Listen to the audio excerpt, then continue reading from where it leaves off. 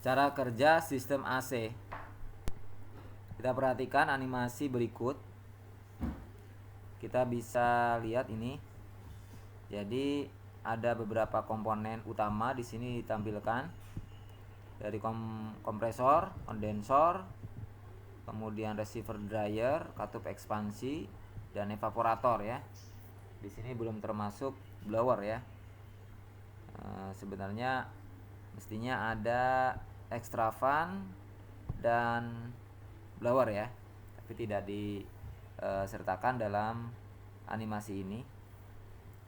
Jadi di bawah ada keterangan ini zat pendingin ya, maksudnya ini freon ya atau refrigeran ya. Jadi freon atau refrigeran inilah nanti yang berfungsi menyerap panas ya. Baik, kita jelaskan siklusnya. Kompresor ini menghisap refrigeran atau freon yang mengalir dari evaporator ya. Nah, bentuknya ini gas ya.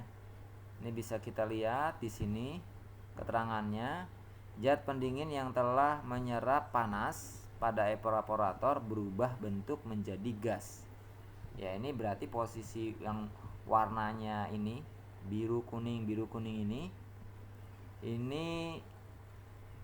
wujudnya adalah gas. Nah, bagaimana tekanannya? Tekanannya di sini tentunya rendah ya, tekanannya rendah. Nah, cuma suhunya sudah mulai tinggi ya, karena sudah menyerap panas dari ruang kabin ya. Nah, evaporator ini menyerap panas dari ruang kabin sehingga ini sudah panas ya. Seharusnya memang ada warna merahnya ya ini. Ya. Kemudian masuk dan dikompres ini ya, supaya apa ya, ini gas ini tidak cepat menguap ya, maka dikompres ya, disempitkan ruangannya atau dipadatkan supaya tidak menguap. Kemudian lalu dialirkan ke kondensor ya, dialirkan ke kondensor. Ini tentu saja ini yang warnanya merah ini freon atau zat pendingin ini bertekanan tinggi ya, dan kompresor berupa gas, masih berupa gas.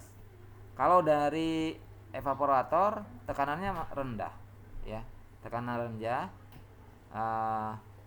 cuma apa namanya,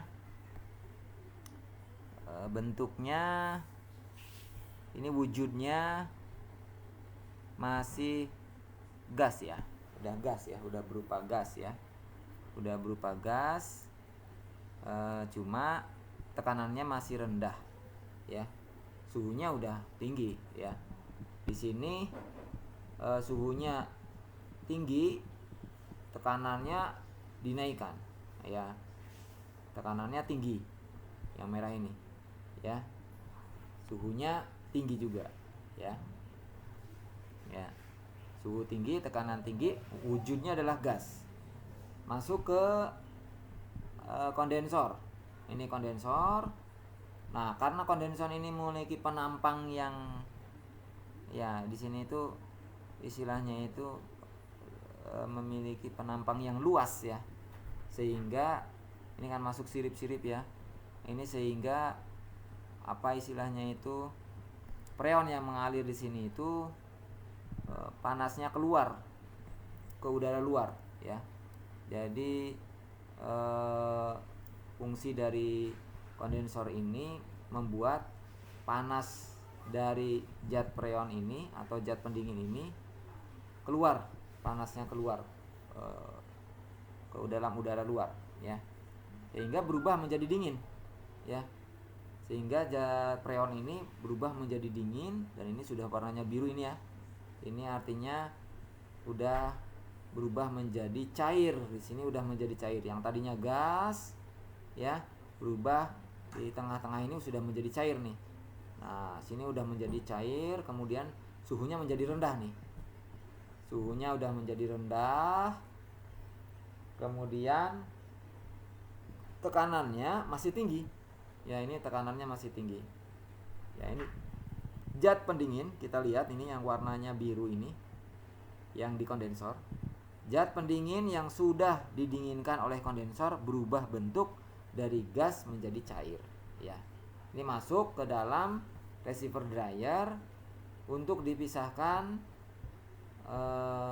kotoran, disaring ya kotorannya, ataupun ada molekul air ya, dipisahkan. Kemudian juga bisa menjadi tempat penampungan sementara dari freon ini. Kemudian mengalir ke evaporator lagi ya. Tapi karena ini tekanannya ataupun tekanannya tinggi, nanti belum bisa menyerap panas ya. Yang bisa menyerap panas, makanya ini disemprotkan menjadi semacam uap ya, kayak spray gitu ya, disemprotkan cairan ini yang berbentuk cair ini disemprotkan oleh katup ekspansi.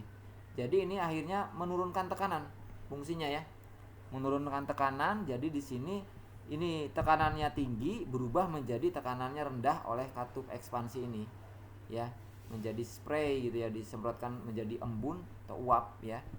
Nah, mengalir ke kondensor ini. Ini berarti di sini tekanannya sudah rendah, suhunya rendah, ya, tekanan rendah, suhunya rendah, wujudnya ini sudah menjadi uap, ya. Nah, ketika mengalir di kisi-kisi kondensor ini, kemudian dihembuskan blower ya, melewati evaporator ini ke ruang kabin, sehingga zat pendingin ini menyerap panas dari ruang kabin ya, ruang panas dari ruang kabin, sehingga sesudah panasnya berpindah ke refrigeran, maka ini berubah lagi menjadi gas. Uap ini berubah lagi menjadi gas ya, tapi tekanan masih rendah. Jadi keluar dari evaporator ini berupa sudah menjadi gas, tekanannya rendah, kemudian suhunya sudah tinggi. Ini harusnya ini suhunya sudah tinggi karena sudah menyerap panas ini ya, dan seterusnya. Itu siklusnya seperti itu ya. Nah, seperti itu mungkin penjelasan cara kerja yang sederhananya seperti itu ya. Semoga bermanfaat.